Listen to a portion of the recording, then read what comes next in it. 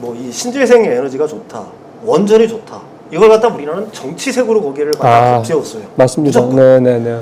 그냥 그 가령 뭐 문재인 정부에서는 원전을 폐기, 뭐 폐기. 또 이쪽에서는 원전 되살리는 거, 신재생 에너지 죽이기. 네. 그다음에 이명박 정부에서 그 민영화 전력 민영화하면서 그 당시에 LNG라든지 석탄 석유로 인용해가지고 발전소 한 사람들이 있었잖아요. 그래서 다 민간으로 옮겨왔잖아요. 네. 이 사람들까지 뭉쳐들면서 여기에 완전히 에너지 정책 작자가 정치색이 물들어 버린 거예요.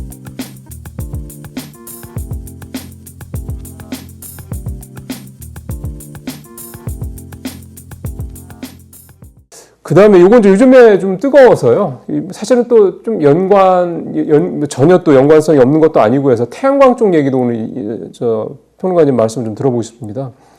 이 태양광도 사실은 IALA 관련된, 특히 AMPC 관련돼서 이런 뭐 보조금이라든가 이런 뭐 세액 공제 이런 등등 연결도 사실 돼 있기도 하고 그래서요.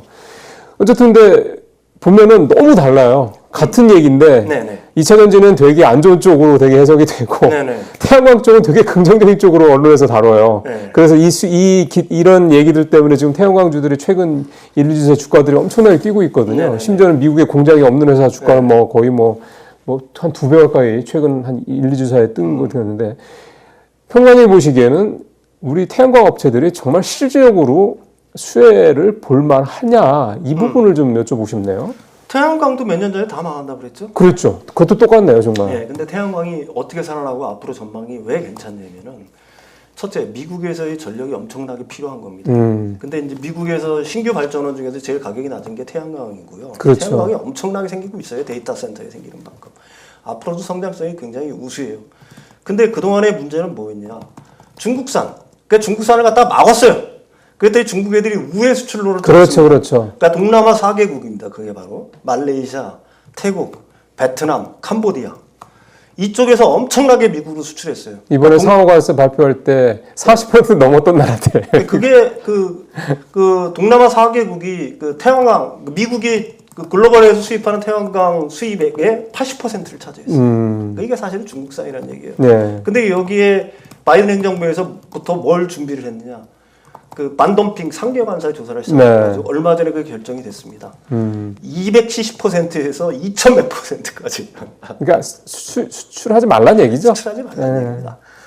이게 이제 주로 동남아 4개국에서 그 주로 이제 그 수출하는 것들이 뭐냐면 결정질 실리콘이에요. 결정질 실리콘 모듈. 그러니까 미국의 그 퍼스솔라라고 있는데 이제 방막형을 만드는 거고요. 네. 그 결정질 실리콘 모듈 자체가 사실은 유틸리티용입니다. 그러니까 대규모 그 전력원에 필요한 유틸리티용인데, 그동안 하나솔루션 같은 경우에는 이 동남아산에 밀려서 가격 경쟁이 없었던 거예요. 그러면 가격이 맞을 수가 있네요. 그래서 그 하나솔루션이 택했던 게 뭐냐? 주택용을 그래도 공략하자. 주택용은 비교적 그래도 진입장벽도 있고 가격이 어느 정도 모듈 단가가 좀 있어요. 그렇죠. 그러니까 어떻게 보게 되면은 그냥 죽지 못해서 버틴 거예요. 네. 근데 시장 규모가 어떻게 되냐, 미국에. 그러니까 그 유틸리티 규모가 한 30기가와트 정도 되고요. 그러니까 주택용이 5기가에서 7기가와트 정도 돼요. 그러니까 유틸리티가 6, 7배 커요. 근데 지금 상황이 완전히 뒤바뀌었죠. 동남아산이 수입이 안 돼요. 그러니까 작년 말부터 통계를 보시면 우리나라 수출 물량이 팍 증가를 합니다, 지금. 그 얘기는 뭐예요? 지금은 이제 재고로 버티고 있는데, 미국의 태양광 업체들이 지금은 재고로 버티고 있는데, 이 재고하고 소진된다는 얘기예요. 그러니까 미국에서는 사실 태양광 셀이라든지 모듈 자체가 쇼티지 가능성이 있습니다. 그렇겠죠. 그 정도로 부족한 상황이에요. 그런데 뭐 그러면은 하나솔루션이라든지 우리나라 업체만 있는 거 아니지 않냐? 아까도 얘기했지만 결정질 실리콘 태양광 모듈은 퍼스솔라는 안 만들어요, 미국 업체. 그러니까 방막형이죠, 그쪽은. 그러니까 그 결정질 실리콘 태양광 모듈은 보통 그 하나솔루션이 만들고요. 그다음에 중국 업체들이 미국에 진출하는 회사들이 있어요. 그게 론지, 뭐 트리나솔라, 제이솔라라고 이런 회사들이 있는데, 이 회사들의 단점은 뭐냐? 동남아에서 셀을 수입해서 모듈을 만든 거예요.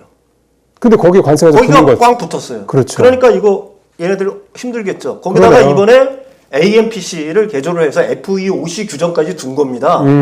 그건 그걸 갖다 두려고 한 거예요, 이쪽에. 그렇다는 얘기는 뭐예요? 중국에서 만들어진 거 아니면 중국이 입김이 들어가 있는 거는 안 쓴다는 얘기죠. 그렇죠. 그럼 거기에 남는 게 뭐가 있어요? 아까도 얘기했지만 그래서 하나 솔루션이 굉장히 많이 올라가고 있다라고 생각을 하시면 되는 거고요. 네. 그게 뭐 이제 동시에 이제 뭐 폴리실리콘을 만드는 OCI 홀딩스라든지 네. 이런 회사들이 이제 어느 정도 뭐 수혜를 받을 거라는 어떤 기대감들도 있는 거고. 저는 그게 네. 그 증권사 리포트를 보면서 그게 되게 주목이 되더라고요. TPO 모델이라고 그래서 네네. 일종의 구독 경제 모델을 하나가 네네. 이건 기존의 미국 업체들 썰렁 같은 미국 업체들이 좀 써먹던 건데 네네. 이걸 하나가 좀 그 시장에 들어갔다라고 얘기를 하니까 네. 이게 만약에 안정적으로 간다 그러면 소위 말해 유료 구독 모델처럼 하나 솔루션의 태양광 모듈을 이제 가정이나 이런 데서 쓴다 이런 얘기가 되는 거여서 이것도 되게 안정적인 캐시플로우가 되지 않겠냐 이런 생각 들더라고요. 당연히 그렇겠죠. 그렇지만 유틸리티 시장이 굉장히 크거든요. 일단 사이즈가 워낙 크니까. 사이즈가 크니까. 그다음에 그게 이제 동남아상이라든지 이런 거에 밀려가지고 거의 하나 솔루션이 접근을 못했던 건데 이제는 길이 열린 거잖아요. 네. 그러니까 사실은 지금 생산 캐파만 놓고 보면은 퍼스솔라라든지 하나 솔루션만 가지고도 미국의 태양광의 성장률을 따라가기 벅찰 정도로 쇼티지가 나고 있는 상황이라는 얘기입니다. 그러니까 1분기 정도까지는 거의 그럭저럭 견딜 수 있을 거예요. 왜 그러면 그동안 재고를 쌓아온 게 있었으니까. 그렇죠. 예. 근데 실제로 2분기 뭐 이런 식으로 놓고 보게 되면은 이 태양광 분야에서 쇼티지가 날 가능성이 굉장히 높다. 그러면은 하나 솔루션 정도만 우리가 국내에서는 이 상황에서 수혜를 볼 수 있다 이렇게 봐야 됩니까? 반드시 그렇지는 않겠죠. 지금 말씀하신 것처럼 HD 현대에너지솔루션도 태양광 모듈 생산하잖아요. 근데 여기서 수출해야 되는 거죠. 네, 당연히 그렇죠. 근데 그쪽에서 어차피 쇼티지가 나면은 중국산은 못 쓰니까. 그러니까 예를 들면 관세가 뭐 10% 보편 관세든 뭐 품목관세 25% 붙든 간에 어쨌든 그렇죠. 필요하니까. 네, 필요하면은 쓸 수밖에 없는 거고 거기에 대해서 이제 우리나라 태양광 업체들이 지금 하고 있는 거는 뭐 가장 유력한 대선 주자가 사실 이 태양광이라든지 풍력이라든지 재생, 신재생 에너지가 굉장히 큰 드라이브를 걸라고 하잖아요. 그러니까 이런 것들이 이제 어느 정도 영향을 미쳤다라고 얘기할 수가 있겠죠. 근데 이게 대선 공약 뭐 그 말씀을 하셔서 뭐 추가로 좀 질문을 드린다면 이게 대선 공약이라는 게 말이 공약이지 제대로 지켜진 공약들이 많지 않아서 보통 뭐 한 20-30% 정도 공약 이행률이 나오거든요. 그 대선 주자들. 이게 지금 예를 들어서 이재명 후보가 뭐 햇빛연금 지급하겠다. 농가들 태양광 이걸 확대해서. 근데 이게 실제로 구현이 될 수 있을까? 그렇게 보이세요? 이게 왜 그러냐면은 공약이라는 게 사실 억지로 밀어붙인다고 되는 건 아니에요. 그러면 경제성이 있으면 돼요. 경제성이 돈이 된다고 생각하면 되는 겁니다. 하지 말라도 해요. 근데 문제는 뭐야? 태양광 패널이라든지 모듈 가격이 엄청나게 내렸죠. 지난 몇 년에 비해. 반면에 전기세는 어때요? 지난 3년 동안에 7번 인상했어요. 그렇죠. 그러니까 이재명 후보가 전기세를 올려야 된다라고 얘기하는 게 바로 여기에 있는 겁니다. 이게 태양광 생산 업체들한테는 경제성이 좋아지는 거잖아요. 그렇죠. 생각을 해보십시오. 태양광 패널이라든지 모듈 가격은 내려가. 전기 요금은 올라가. 그러면 싸게 세팅해서 비싸게 팔 수 있다니까 그만큼 좋은 게 없죠. 이게 이제 올라가겠죠? 당연한 거예요. 그러면은 지금 이재명 후보가 얘기하고 있는 거는 사실은 뭐 마을에서 태양광을 만들고 그다음에 협동조합으로 발전소를 하나 만들고 맞아요. 그렇게 얘기를 마을 하더라고요. 주민들은 조합 형식으로 출자를 해서 들어가고. 그러니까 이게 누구 특정 어떤 한 사람이나 어떤 한 법인의 이익이 몰리지 않게. 그렇죠. 네. 그게 이제 그다음에 이격거리 같은 경우를 제한하거나 이건 뭐 조례 같은 걸 바꾸면 되는 거니까 그렇게 문제가 되지는 않아요. 근데 이제 가장 큰 문제는 뭐냐면은 사실은 제가 이제 뭐 이건 좀 다른 얘기지만 에너지 정책에서 뭐 이 신재생 에너지가 좋다, 원전이 좋다. 이걸 갖다 우리나라는 정치색으로 거기를 덮지었어요. 맞습니다. 무조건. 네네네. 그냥 가령 뭐 문재인 정부에서는 원전 원전을 폐기, 뭐 폐기. 또 이쪽에서는 원전 되살리는 거, 신재생 에너지 죽이기. 네. 그다음에 이명박 정부에서 민영화 전력 민영화하면서 그 당시에 LNG라든지 석탄 석유로 이용해 가지고 발전소 한 사람들이 있었잖아요. 그래서 다 민간으로 옮겨갔잖아요. 네. 이 사람들까지 뭉쳐들면서 여기에 완전히 에너지 정책 작자가 정치색이 물들어 버린 거예요. 네. 그렇지만 그게 아니지 않습니까? 에너지 정책이라는 거는 그게 신재생 에너지가 됐든 원전이 됐든 LNG가 됐든 네. 사실은 뭐예요? 경제성. 그 다음에 에너지 안보. 뭐 이런 측면에서 어떻게 보게 되면은 편견이라든지 어떤 이런 걸 없이 동등하게 봐야 되는 거라고 맞습니다. 저는 봅니다. 네. 그래서 신재생 에너지를 갖다가 지금 그 공약으로 내세우고 있는 것처럼 억지로 된다고 해서 되는 게 아니에요. 태양광을. 단 이게 충분히 경제성이 있어. 그게 인식이 된다. 그러면 하지 말라도 해요. 그렇죠, 그렇죠. 하지 말라고 해도 됩니다. 다만 이제 그걸 갖다가 맨 처음에 촉진시킬 때까지는 사실은 어느 정도의 보조금 정책이라든지 뭐 그 이제 당근 정책이잖아요. 그게 네. 바로 그런 걸 갖다가 쓸 필요는 있겠죠. 사실 뭐 OECD 전체적으로 놓고 보면은 우리나라 그 신재생 에너지의 어떤 비중 자체가 에너지에 차지하는 비중가 낮잖아요. 아직은 높지 않죠. 예, OECD가 한 33%인데 우리는 10%밖에 안 돼요. 네네네. 그러니까 이게 왜 이런가를 갖다 생각해 볼 필요가 있는 거예요.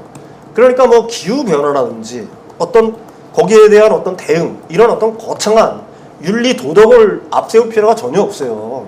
경제성만 확보해 주면 됩니다. 그러면 하지 말라고 해서 하는 거고요. 뭐 실제로 우리나라에도 어느 정도 성공 사례가 있잖아요. 해남의 솔라시도 같은 경우에 주민들한테 얼마씩 주잖아요. 연금 형식으로 그 태양광 뭐 풍력 이런 거 해가지고요. 네. 이런 게 이제 한두 개씩 성공 사례가 나온다라고 하게 되면은 사실은 하지 말라고 해도 하겠죠. 그래서 그게 과연 불가능한 정책이냐라는 거는 제가 생각하기에는 현 시점에서는 의문의 여지가 있다는 얘기예요. 왜 그러냐면은 네. 태양광 패널 모듈 가격 확 내려왔어. 그 다음에 에너지 가격은 올라갔어. 전기요금은 올라갔어. 과거에 비해서는 수익성이 어느 정도 보장이 되고 있다는 게 그런 거죠. 예. 그러면 뭐 이것도 사실은 그냥 일종의 정치 테마주 형태로 본 문제가 아니라 아니, 조금 더 그렇게 생각하지 이제 않습니다. 눈여겨 볼 만한 내용이 좀 된다. 그 유럽의 경우를 보면 알아요. 유럽에 왜 이게 이렇게 늘어났어요? 그 사실은 맨 처음에는 기후 변화에 대응, 유럽 변화 그렇죠. 그런 식으로 해가지고 이걸 갖다가 전환을 시키려고 많이 했는데 지금은 그게 아닙니다. 하지 말라고도 해요. 왜? 이 자체가 돈이 된다는 걸 알기 때문에 하고 그런 있는 거죠. 거거든요. 네. 그러면서 자연스럽게 거기서 수많은 일자리도 생겨나고 있는 거고요. 이게 그런 식으로 당연히 움직일 수밖에 없어요. 산업이라는 건. 예. 어떻게 보면 산업의 그 가장 기본적인 생리를 평론가님께서 말씀하신 것 같습니다. 정부가 아무리 돈 쏟아붓고 뭐 언론에서 뭐 펌프질하고 해도 결국은 최동단에 있는 수요자 또는 소비자들이 필요로 하지 않으면 의미가 없는 그런 것처럼 태양광 또 이런 신재생 에너지 산업도 일단 전력 수급에 대한 전력에 대한 니즈가 계속 수요가 크게 늘어나고 있다는 점도 있고 원전 같은 경우 하나 지으려면 기본 10년 이상 걸리는데 나중에 뭐 말도 많죠. 근데 물론 가야 될 길이긴 합니다만 이거는 뭐 그렇게까지 오래 걸리는 것도 아니고 돈도 훨씬 덜 들고 대신 전기도 빨리 공급받을 수 있고 등등등 이런 부분들 얼마든지 한번 새롭게 좀 접근할 수 있는 부분이라는 건 분명한 것 같습니다. 네, 오늘 2차전지 쪽하고 그다음에 요즘에 핫한 이 태양광 쪽 관련해서 윤석천 평론가님과 함께 얘기를 좀 들어봤습니다. 여러분들 투자하시는데 좋은 참고가 되기를 좀 바라겠습니다. 평론가님 말씀 잘 들었습니다.